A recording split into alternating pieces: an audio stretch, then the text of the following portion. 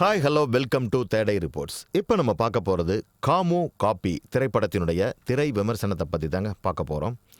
புஷ்பநாதன் ஆறுமுகம் இந்த படத்தினுடைய கதையை எழுதி டைரக்ட் பண்ணியிருக்கிறாரு. விக்னேஷ் ரவி, சரண்யா ரவிச்சந்திரன், டிஎஸ்கே, பிரியதர்ஷினி, நிரஞ்சன், அபிராமின்னு நிறைய பேர் இந்த திரைப்படத்தில் நடிச்சிருக்கிறாங்க.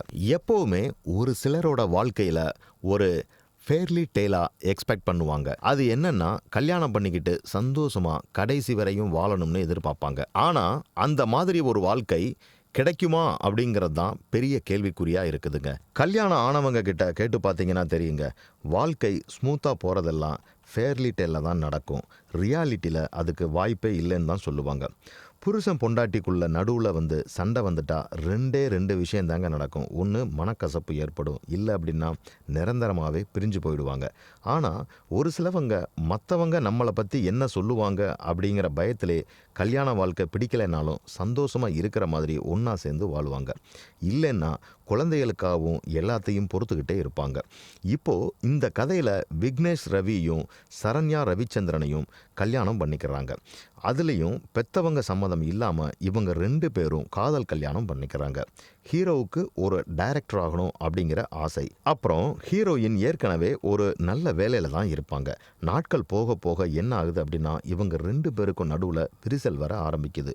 அதுக்கு காரணமே இவங்களுடைய ஒர்க் லைஃப் தாங்க. ஒரு கட்டத்துக்கு மேலே இதை பொறுத்துக்க முடியாதுன்னு டிவோர்ஸ் பண்ணிக்கலாம் அப்படின்ற ஒரு முடிவுக்கு வர்றாங்க. ஆனால் ஏதோ ஒரு காரணத்தினால இவங்களுடைய வாழ்க்கை தடமே மாறி போயிடுது. கடைசியில் இவங்க 2 பேரும் ஒன்று சேர்ந்தாங்களா இல்லையா அப்படிங்கிறதான் இந்த படத்தினுடைய மீதி கதையாக அமைஞ்சிருக்கு.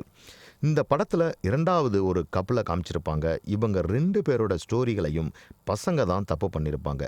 கடைசியில் பெற்றவங்க கிட்ட சாரியும் கேட்டுறாங்க. இது மூலமாக பசங்க தான் எப்போவுமே தப்பு பண்ணுவாங்க, அது ரியலாக இருந்தாலும் சரி ரீலாக இருந்தாலும் சரி அப்படிங்கிற மாதிரி காமிச்சிருக்கிறாங்க. விக்னேஷ் ரவி தான் ஒரு டைரக்டர் ஆகணும் அப்படிங்கிறது அவருடைய ஜானியை ரொம்ப இன்ட்ரெஸ்டிங்காக டைரக்டர் எடுத்துகிட்டு போயிருக்கிறான்னு தான் சொல்லி ஆகணும். சரண்யா ரவிச்சந்திரனோட நடிப்பும் சூப்பராக இருந்ததுங்க. கல்யாணத்துக்கு முன்னாடி இருக்கிற காதலுக்கும் கல்யாணம் ஆன உடனே இருக்கிற காதலுக்கும் வித்தியாசத்தை ரொம்ப அழகாக இந்த திரைப்படத்தில் வெளிப்படுத்தியிருக்கிறாருன்னு சொல்லலாம். ஒரு யதார்த்தமான கதை தான் காமு காப்பி. கண்டிப்பாக இந்த திரைப்படத்தை ஃபேமிலியோட மிஸ் பண்ணாமல் தியேட்டரில் போய் பார்த்து என்ஜாய் பண்ணுங்கள். இந்த மாதிரி சினிமா செய்திகளை உடனுக்குடன் தெரிந்து கொள்ள தி தேடை ரிப்போர்ட்ஸை பாருங்கள். கமெண்ட் பண்ணுங்கள், லைக் பண்ணுங்கள், மறக்காமல் சப்ஸ்கிரைப் பண்ணுங்கள், ஷேர் பண்ணுங்கள்.